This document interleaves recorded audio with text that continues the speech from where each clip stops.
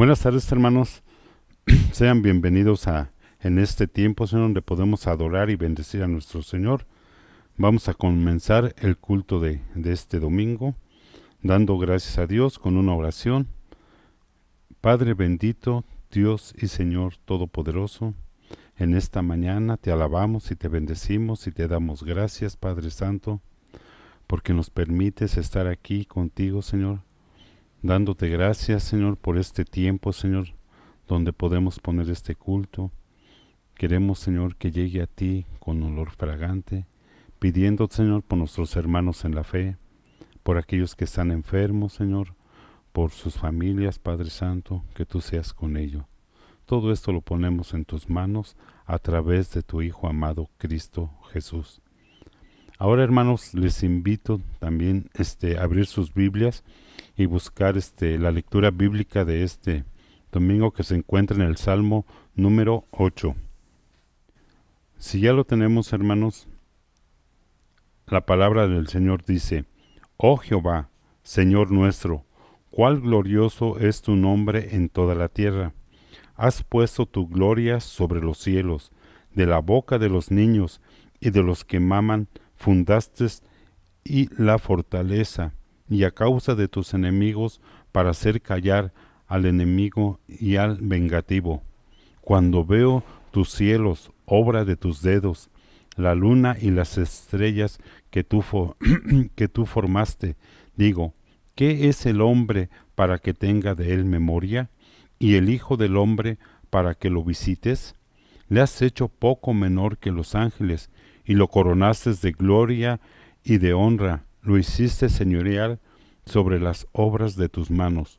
Todo lo pusiste debajo de sus pies, ovejas y bueyes, todo ello, y asimismo las bestias del campo, las aves de los cielos y los peces del mar, todo cuanto pasa por los senderos del mar. Oh Jehová, Señor nuestro, cuál grande es tu nombre en toda la tierra. Demos gracias a Dios por su palabra. Ahora, Padre, ahora tenemos unos cantos de adoración con nuestras hermanas Mari Carmen y mi otra hermana Adriana. Buenos días, hermanos. Dios les bendiga en esta mañana. Vamos a alabar a nuestro Dios con los cantos, pero antes déjenme leerles Salmos 59, 16 y 17. Pero yo cantaré de tu poder y alabaré de mañana tu misericordia, porque has sido mi amparo y refugio en el día de mi angustia. Fortaleza mía, a ti cantaré, porque eres, oh Dios, mi refugio, el Dios de mi misericordia. Les invito, hermanos, a entonar este hermoso himno. Cerca de ti, Señor.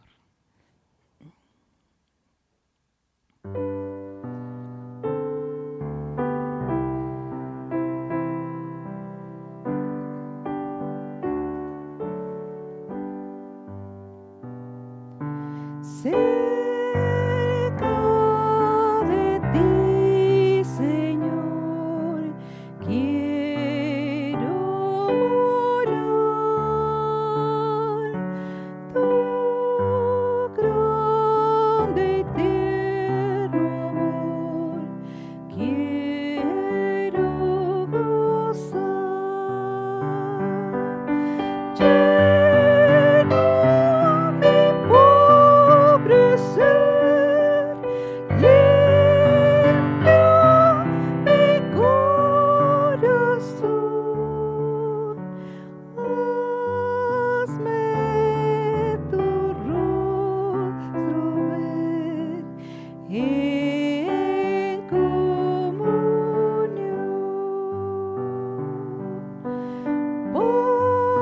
Pasos inciertos hoy, el sol se va,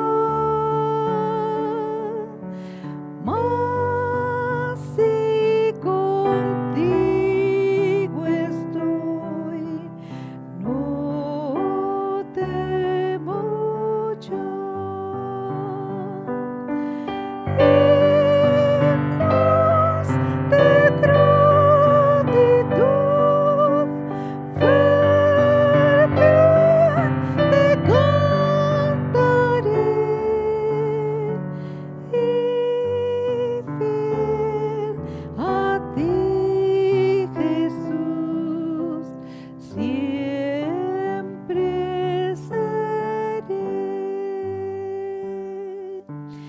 Día feliz veré, creyendo en ti, en que yo habitaré cerca de ti. Mi paz alabará tu dulce nombre allí, y mi alma gozará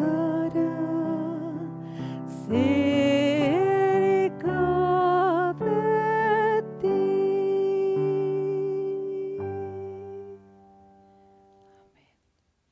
Sigamos alabando el nombre de nuestro Dios con un hermoso canto que se llama Su amor me levanto.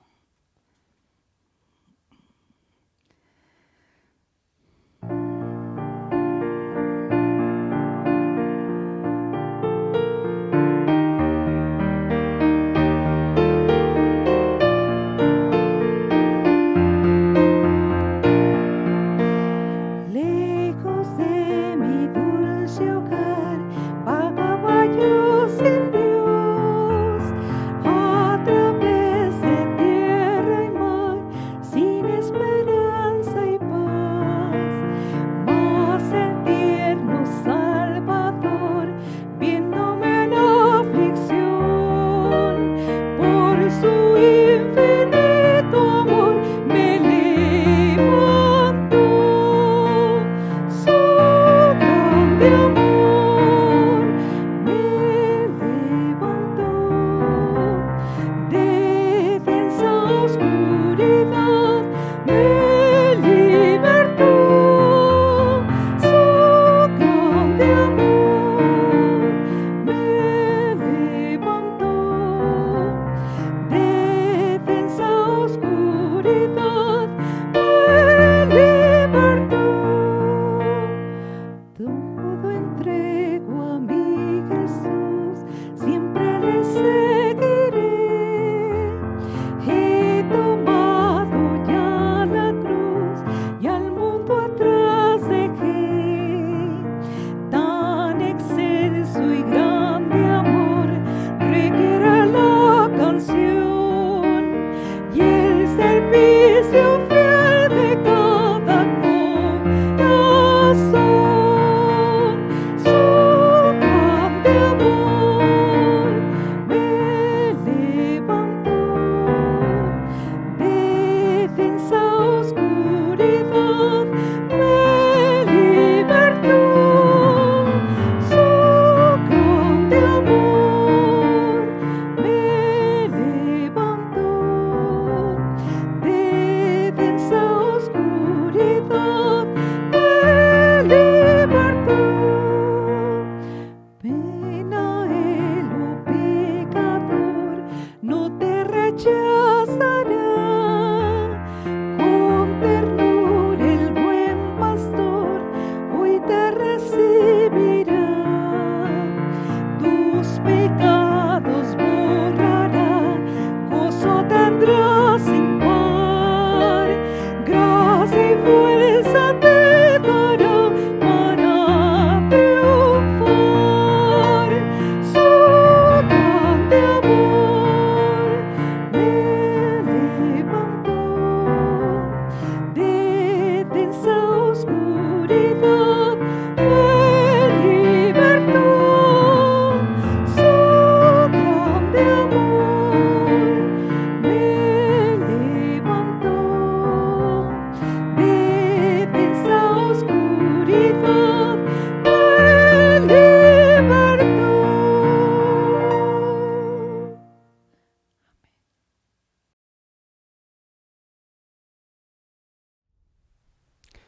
Buenas tardes, hermanos. Una vez más es un motivo de alegría congregarnos en torno a la palabra de nuestro Dios para meditar en sus enseñanzas, para pedirle que hable a nuestra vida, especialmente en un tiempo como este.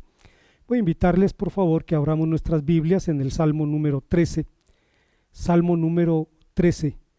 y suplicarles que mantengamos nuestras Biblias abiertas allí y permítanme dar lectura a sus 6 versículos. Salmo número 13, la palabra de nuestro Dios dice: ¿Hasta cuándo, Señor, me olvidarás para siempre? ¿Hasta cuándo esconderás tu rostro de mí? ¿Hasta cuándo pondré consejos en mi alma, con tristeza en mi corazón cada día? ¿Hasta cuándo será enaltecido mi enemigo sobre mí? Mira, respóndeme, oh Señor Dios mío, alumbra mis ojos para que no duerma de muerte, para que no diga mi enemigo, lo vencí. Mis enemigos se alegrarían si yo resbalara, mas yo en tu misericordia he confiado. Mi corazón se alegrará en tu salvación. Cantaré al Señor porque me ha hecho bien. Seguramente el más grave conflicto militar que David debió enfrentar durante su reinado fue el que vivió cuando enfrentó las fuerzas combinadas de 4 reinos, según nos narra el primer libro de Crónicas, capítulo 19. Con incontables carros de guerra, los amonitas y sus aliados invadieron el territorio de Israel y emboscaron a su ejército en la ciudad de Medeiba. Cuando Joab descubrió la trampa, tomó la decisión de dividir sus tropas para enfrentar por separado a los 2 ejércitos que lo rodeaban. Joab sabía que era una estrategia sumamente arriesgada, así que apeló al valor de sus hombres y a la misericordia de Dios. Les dijo: esforcémonos por nuestro pueblo, por las ciudades de nuestro Dios, y que el Señor haga lo que bien le parezca. Afortunadamente los sirios fueron intimidados por la determinación de Israel y abandonaron el campo de batalla, y lo mismo hicieron los amonitas cuando se vieron solos. La guerra terminó en un empate. No se decidió sino hasta un año después, cuando David sorprendió y derrotó a los sirios en sus cuarteles, mientras Joab atacaba el reino de Amón, saqueando y quemando su capital. El reto había sido enorme, pero la recompensa fue aún mayor. Si algún día estuvo a punto de cumplir el sueño del gran Israel, aquel Israel del que Dios le habló a Josué en el capítulo 1, versículo 4 de su libro, fue precisamente ese. Pero si ya de suyo es intimidante enfrentar a un enemigo, pensar contra 2, contra 3 o contra 4 es intimidante. Equivaldría a ser atacado por los 4 costados, y es justamente la situación que el salmista describe en el Salmo 13. No en balde, este Salmo 13 ha sido titulado El grito suplicante de alguien totalmente deshecho. En él, David formula 4 veces la pregunta ¿hasta cuándo?, apuntando a uno de sus conflictos a la vez en particular. ¿Cuáles fueron esos conflictos? Y mejor aún, ¿cuál fue su respuesta? Veamos, hermanos, la respuesta que el texto nos ofrece. Antes, hermanos, de pensar en las enseñanzas de nuestro pasaje, quisiera mencionar el hecho de que cuando vamos a la Biblia y encontramos la historia del reinado de David, estamos leyendo el desarrollo del siglo de oro de la monarquía hebrea, pero que no estuvo exenta de retos o de dificultades. En algún momento, según el primer libro de Crónicas, capítulo 19, David debió enfrentar la amenaza que representaban 4 ejércitos combinados dispuestos a arrasar con el pueblo de Israel. Joab salió a enfrentarlos, descubrió la trampa que le habían tendido e hizo algo que normalmente los generales no hacen, y fue separar sus fuerzas para combatir a los 2 grupos por separado. No hubo victoria, simplemente los adversarios se retiraron del campo de batalla, pero el año siguiente David comandó una fuerza que atacó a los sirios en sus cuarteles y Joab a los adversarios al otro lado de la frontera, y entonces vieron no solamente una victoria rotunda sobre sus enemigos, sino la oportunidad de que estos se convirtieran en vasallos de Israel. Si un día estuvo cerca de cumplirse el sueño del gran Israel, fue precisamente ese día. Pero no fue un día fácil. Israel debió enfrentar a 4 adversarios, una situación similar a la que se describe en este Salmo 13. ¿De qué adversarios habla? ¿De qué situaciones está hablando concretamente el salmista? Habla en primer lugar de una crisis de fe. El Salmo 13 es un salmo singular. Carlos Spurgeon sugería un buen nombre para este salmo y decía que sería el Salmo del Gemido. Debemos recordar que Carlos Spurgeon fue un joven del campo al que Dios llamó a predicar, y siendo joven todavía fue invitado a la ciudad de Londres, donde tras predicar en una iglesia fue invitado y pasó el resto de su vida en esa ciudad predicando la palabra de nuestro Dios. Era un hombre elocuente, poderoso, pero tenía el encanto de utilizar el vocabulario de los campesinos para hablar de las cosas de la Biblia, y echando mano de ese vocabulario decía que el Salmo 13 podría llamarse el Salmo del Gemido. Es uno de esos textos donde los reclamos a Dios parecen atrevidos. Decirle a Dios ¿hasta cuándo? Y decírselo 4 veces parece algo tremendamente osado. Sin embargo, hay momentos en la vida cristiana en los que hacer esto resulta casi inevitable. Pero no es el único salmo donde ocurre esto. En el Salmo 10 el salmista pregunta: ¿por qué estás lejos, oh Señor, y te escondes en el tiempo de la tribulación? Comentando este texto en particular, Abraham ibn Ezra, un rabino judío español de la Edad Media, decía: no hay duda de que la gloria de Dios lo llena todo y puede ser encontrado en todas partes, pero cuando Él no muestra su poder, parece como si estuviera lejos y no observara los acontecimientos humanos. Cuando Dios no redime al hombre de sus enemigos, pareciera como si se hubiera olvidado totalmente de él. Olvidar describe la indiferencia o el desinterés, como en el caso del jefe de los coperos del faraón, compañero de prisiones de José, según el libro de Génesis, capítulo 40. José interpretó un sueño a este hombre y le dijo que iba a ser puesto una vez más en su responsabilidad, y el hombre prometió acordarse de José cuando fuera restaurado, promesa que olvidó apenas en 3 días. Y lo olvidó seguramente porque se interesaba en las palabras de José respecto a su propio futuro. No le interesaba ni la persona ni la causa de José. Olvidar cifra el abandono o el menosprecio de quienes tendrían el deber moral de cuidar a alguien, como hicieron los parientes de Job cuando el patriarca se quejó del abandono de ellos en el libro de Job capítulo 19 versículo 13. El olvido equivale incluso en la Biblia a actos de adulterio o de traición, como encontramos en Deuteronomio 32:16, Salmo 106:20 o Proverbios 2:16. De modo que el reclamo del salmista no era inocuo. Obviamente semejante reclamo choca con promesas divinas como aquella que encontramos en Isaías capítulo 49 versículo 15, que dice: olvidará la mujer al que dio a luz para dejar de compadecerse del hijo de su vientre. Aunque ella se olvidare, yo nunca me olvidaré de ti.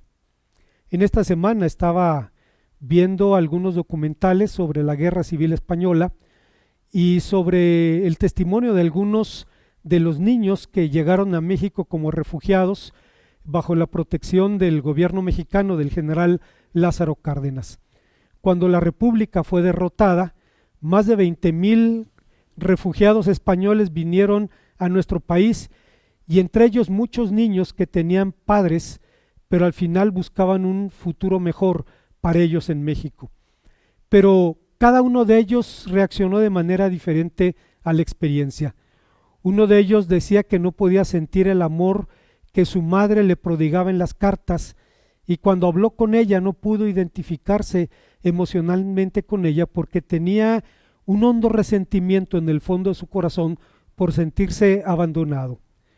Pero también hubo quien pudo anhelar el reencuentro con su familia, y hubo el caso de un niño de Morelia, quien cuando murió el dictador Franco pudo volver a España, llegar a la casa de su madre. La mujer vivía dependiendo de pastillas para tranquilizarse, y cuando le dijeron que su hijo estaba allí se olvidó de las pastillas.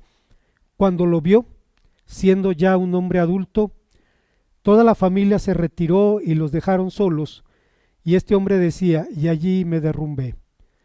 Se abrazaron, lloraron por horas y se dijeron todo lo que se tenían que decir después de 40 años de no verse.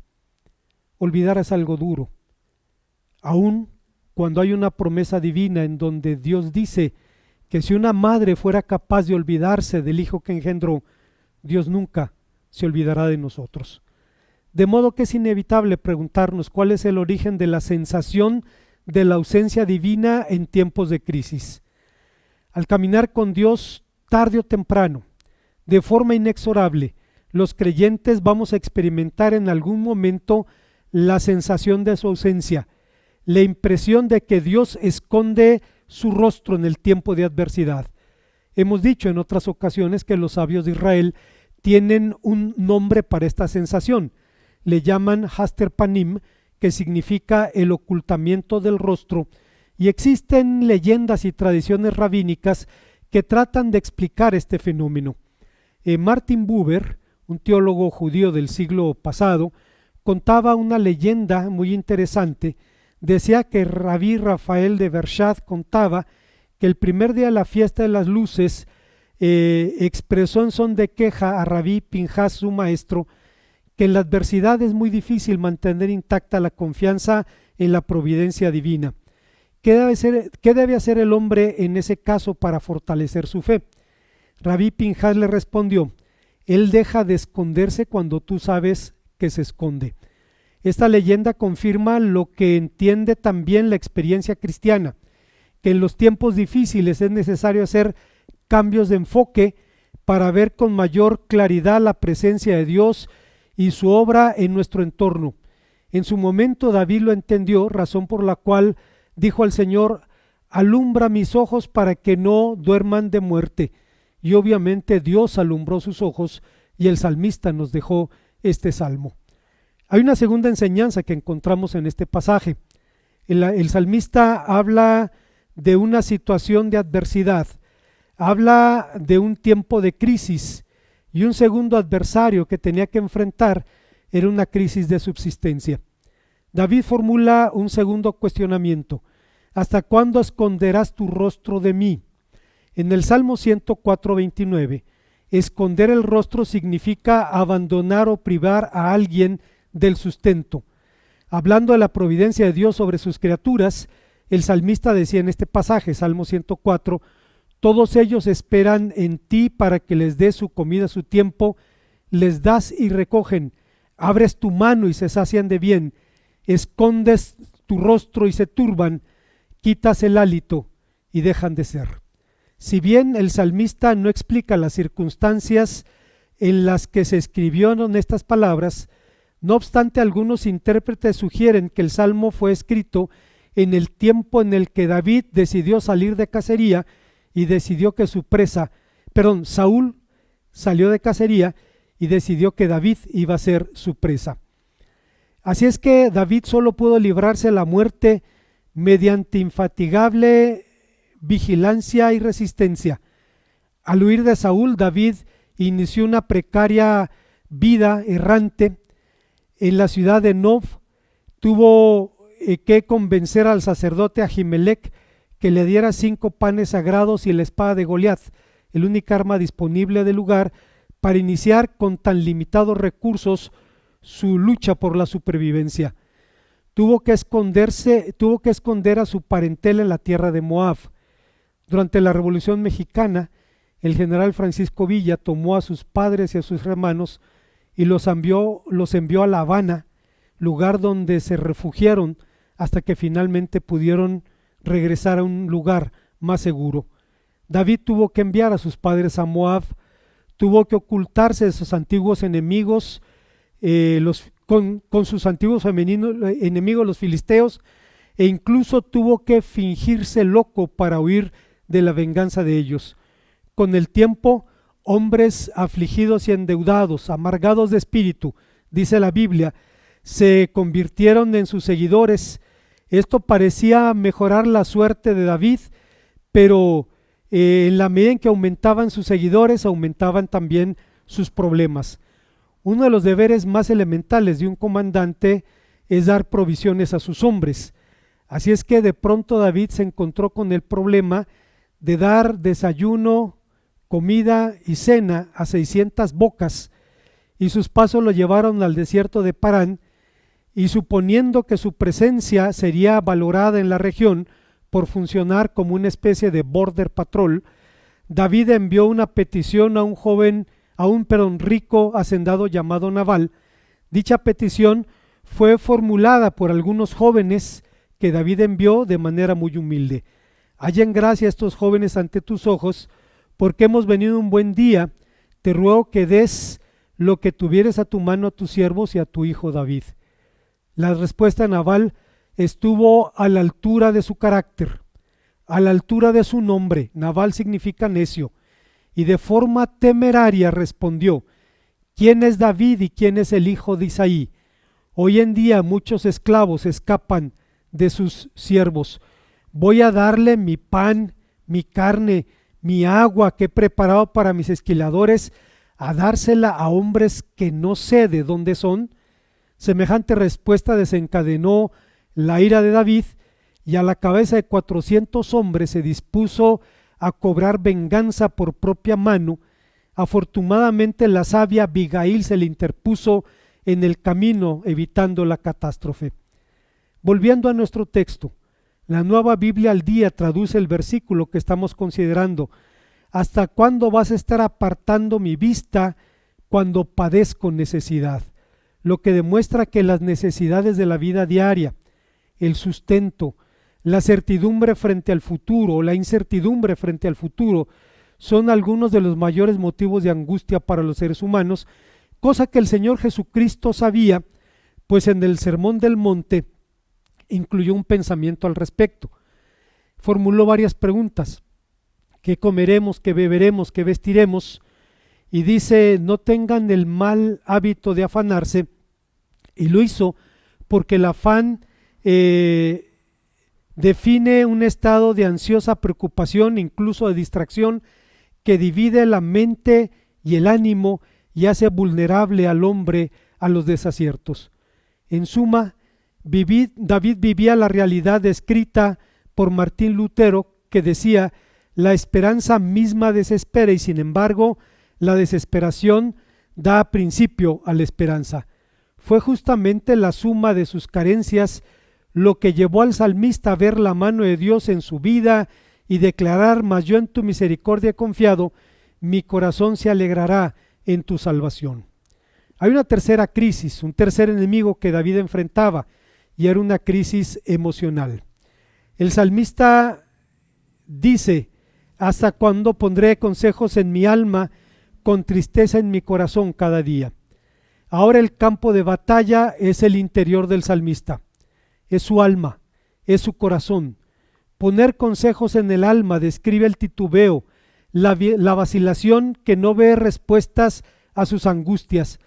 Durante la aparente inacción de Dios, el hombre pasa el tiempo haciendo y deshaciendo planes. Unos desbancan a los otros, pero todos resultan igualmente inútiles.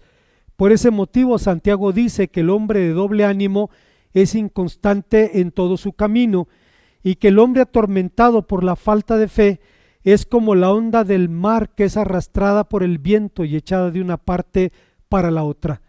Atribulado pues por la suma de sus conflictos, el salmista estaba al borde de la desesperanza. Siendo honestos, la desesperanza ha representado un eterno desafío para los hombres de fe, incluso para los mejores de ellos. La enfrentó Moisés, la enfrentó Elías, la enfrentó Job. Este último perdió a sus hijos en un solo día, sus bienes, su salud, sus amigos, y para complicar el panorama, lo único que Dios le dejó fue a su mujer, que le decía todos los días: aún en esa condición bendices a Dios, maldice a Dios y muérete.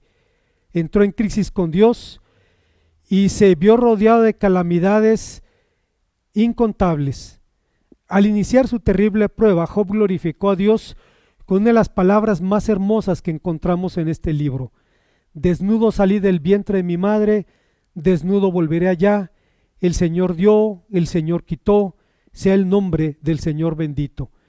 Pero en la medida en que la prueba se iba prolongando, Job empezó a mostrar los corrosivos efectos de la desesperanza, tal como se ve en el capítulo 3 de su libro. Charles Swindoll dice sobre este capítulo 3: tengo que advertirle ahora que este es un capítulo poco agradable, es doloroso. No conozco una sola persona que haya dicho que su texto favorito de la Biblia es Job capítulo 3. Tampoco sé de alguien que haya memorizado alguno de sus versículos. Es uno de esos capítulos sobre la vida de Job que te hacen sacudir la cabeza, suspirar y pasar rápido a la siguiente escena. Es aquí donde las costras son quitadas de las llagas, mientras el pus de la realidad acaba poco a poco la vida de Job. Si se hiciera una película sobre este personaje y usted y su familia la rentaran para verla a la noche, cuando llegara a esta parte de la historia adelantaría la cinta, no querría que sus hijos la vieran. Es brutal y raya casi en lo herético. Igualmente heréticas sonarían los reclamos de la desesperanza de David, diciendo: ¿hasta cuándo?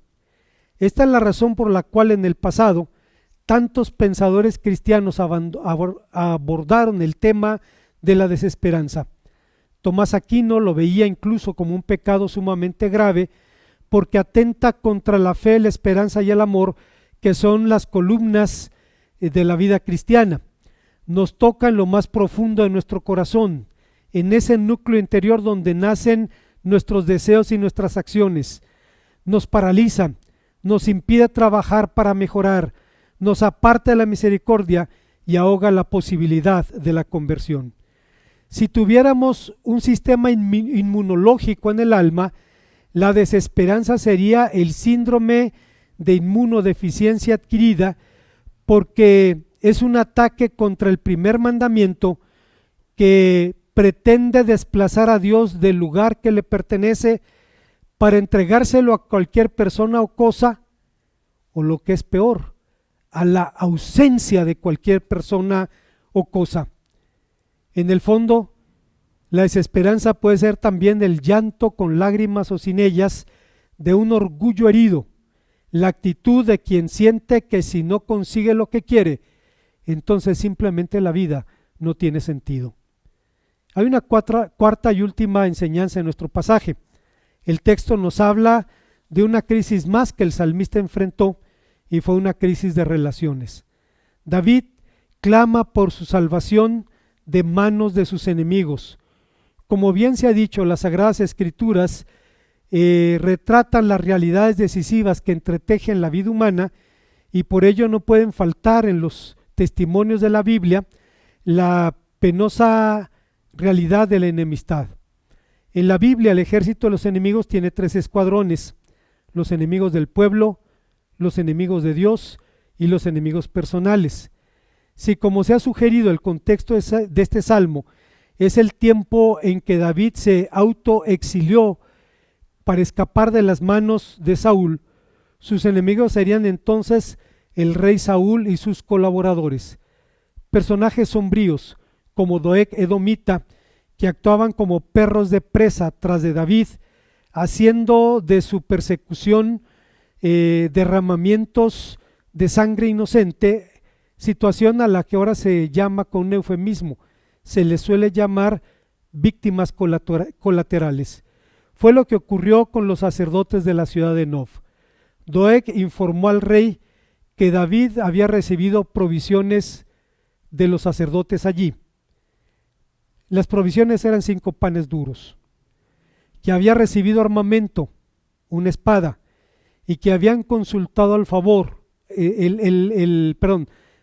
Señor en favor de David. La respuesta de Saúl fue entonces digna de su paranoia, y ordenó la muerte de los sacerdotes de la ciudad, y como sus escoltas se negaron a ejecutar la orden, Doeg la hizo cumplir con creatividad y empeño. Mató a los 85 sacerdotes del lugar, a sus mujeres, a sus hijos, a sus ancianos, a sus niños de pecho, a sus perros. Todo lo que respiraba fue aniquilado en ese lugar.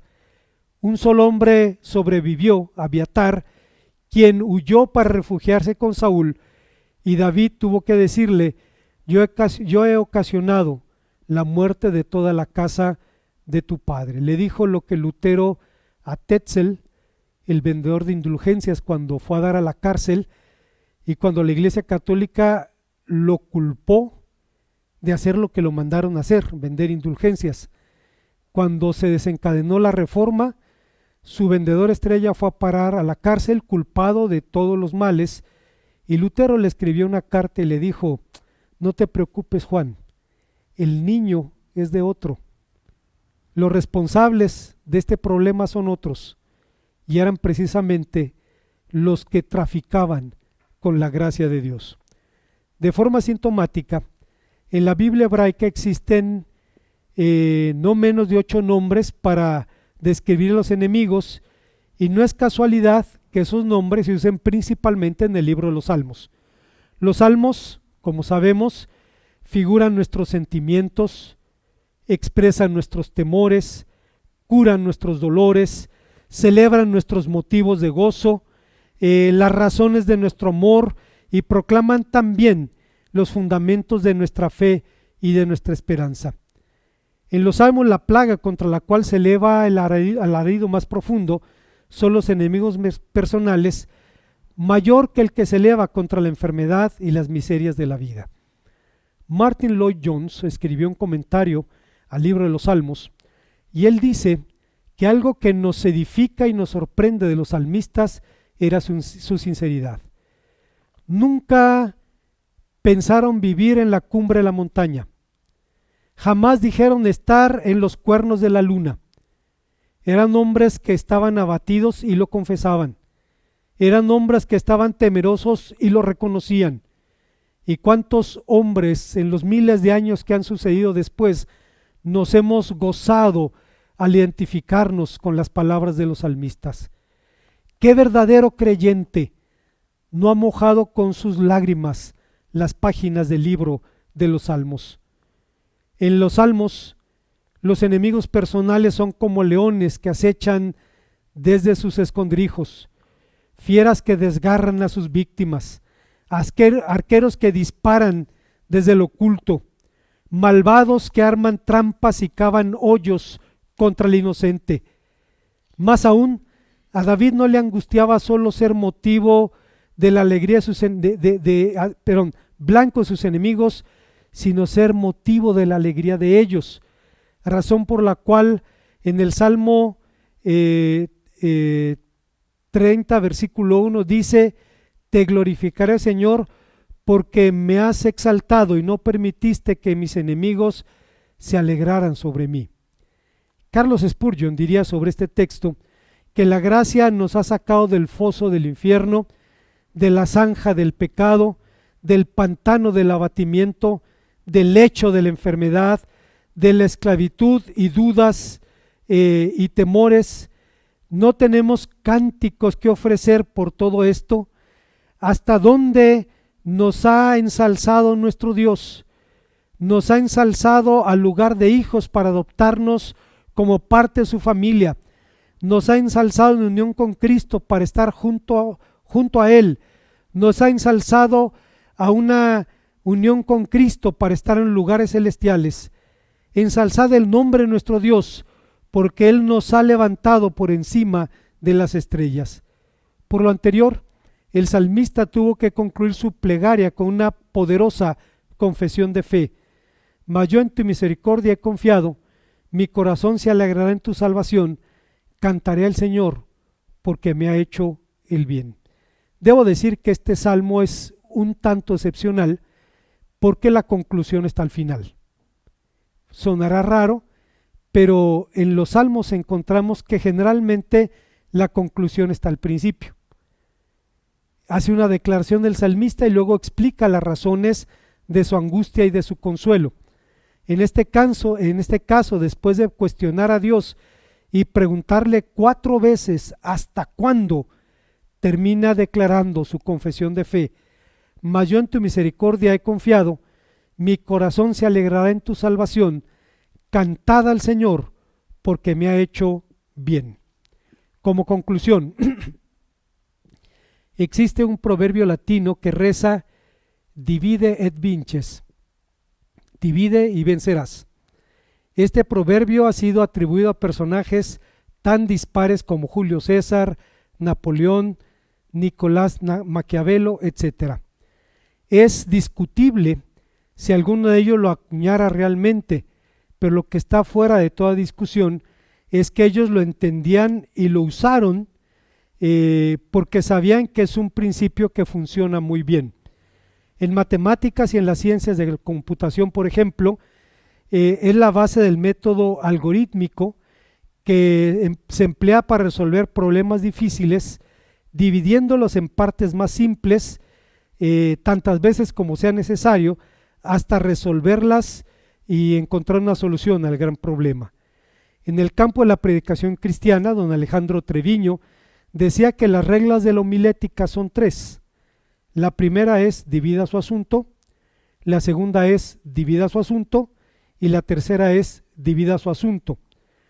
En el terreno de la política, para Maquiavelo, dividir cifraba uno de los mejores caminos para conquistar el poder, para reinar, pues la intriga es un método eficaz para dividir a los enemigos. Incluso el Señor Jesús entendía la eficacia de este método. Él no se dedicó a la política, no se dedicó a la guerra, a las matemáticas, y sin embargo advirtió a sus discípulos: no tengan el mal hábito de afanarse, y lo hizo porque el afán divide la mente y el ánimo y hace al cristiano vulnerable. A David lo hizo vulnerable de una ira homicida. Aunque los intérpretes judíos ven al Salmo 13 como una profecía de los 4 lamentos por 4 cautividades que Israel habría de sufrir, sin embargo es evidente que el texto nos habla de algunas de las crisis más comunes de los mortales: crisis de fe, crisis de subsistencia, crisis emocionales y crisis de relaciones. Solo que en este caso las dificultades abarcan el espectro total de la brújula de nuestras relaciones, nuestra relación con Dios, nuestra relación con nosotros mismos, con las personas y con las cosas.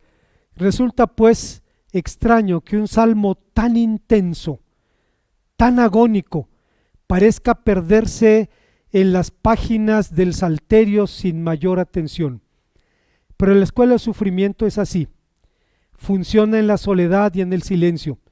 El Señor Jesús tuvo que enfrentar solo su Getsemaní, y tarde o temprano usted y yo tenemos que hacer lo mismo, sin que nadie sino solo Dios pueda hacer algo por nosotros. Tomás Kempis, el monje que mejor conoció el corazón de Cristo en la Edad Media, escribió en su libro La imitación de Cristo: mira que todo consiste en la cruz, en morir todo termina y no existe otro camino para la vida y la verdadera paz sino el camino de la cruz. Camina por donde quieras, dirígete a donde quieras y no encontrarás vía más elevada en lo alto ni más segura en lo profundo sino la vía de la cruz. Dispone y organiza las cosas según tu querer y parecer, y encontrarás que es inevitable sufrir de alguna manera, libremente o por la fuerza, así que siempre encontrarás una cruz, porque sentirás dolencias físicas o soportarás dolores morales. Otras veces sentirás que te abandona Dios, y a veces sentirás conflicto con tu prójimo o contigo mismo,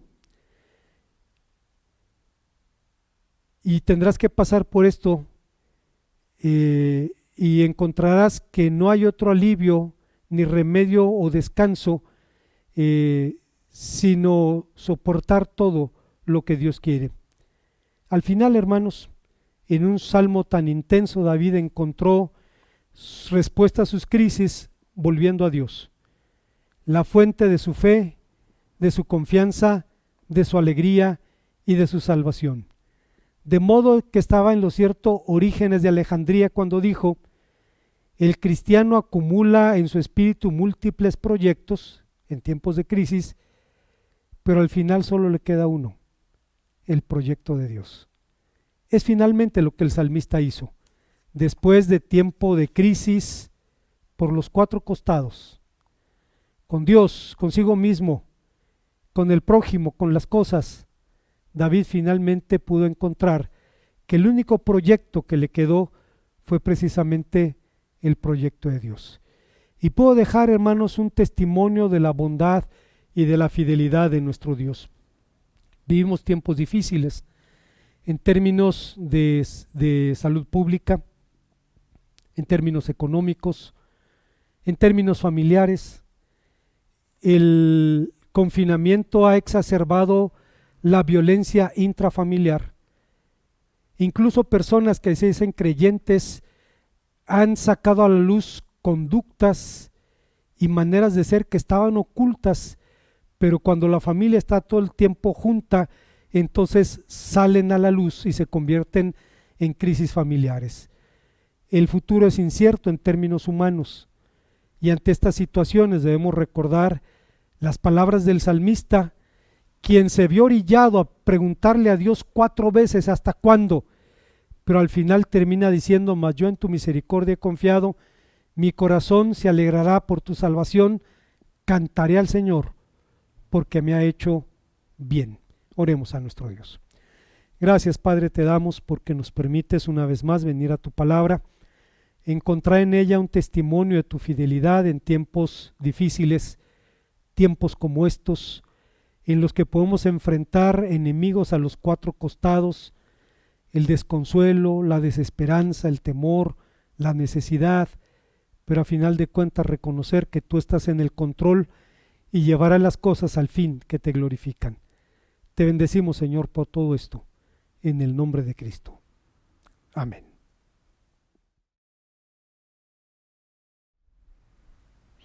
Hermanos, demos gracias a Dios por la palabra que a través de nuestro pastor nos es dada. Ahora seguimos con nuestro culto, con la adoración, con un canto, con nuestra hermana Adriana y nuestra hermana Mari Carmen.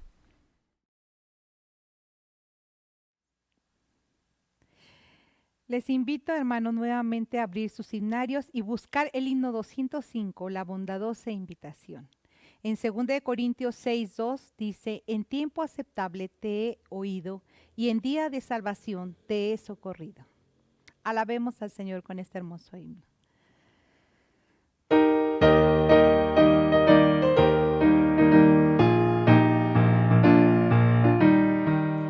La bondadosa invitación acepta de tu Salvador.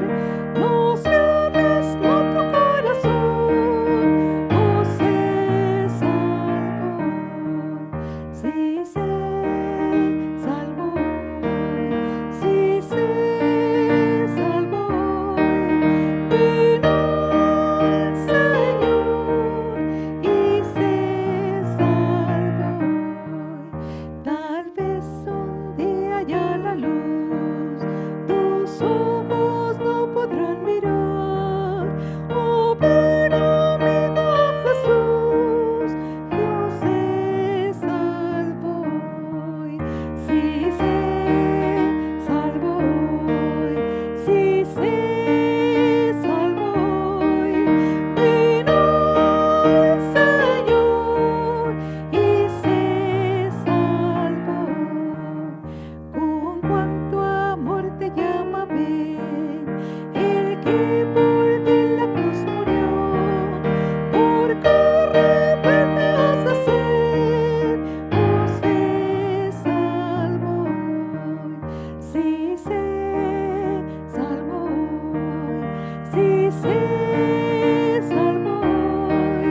Vino el Señor y sé salvo.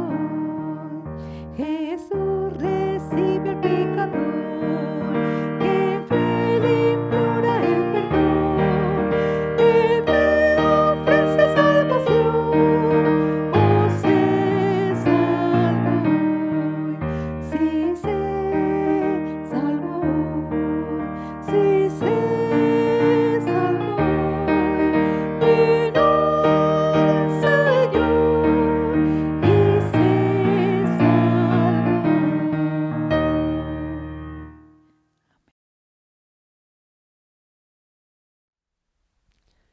Una vez más, hermanos, una bendición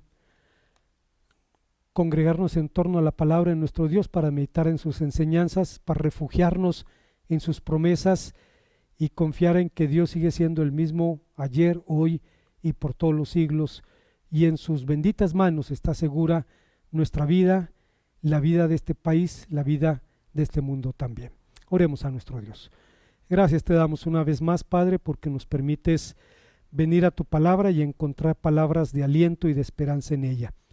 Al disponernos a salir de tu casa, te rogamos que el amor tuyo, que la gracia de nuestro Señor Jesucristo, que la comunión de tu Santo y bendito Espíritu sean con cada uno de nosotros, ahora y siempre.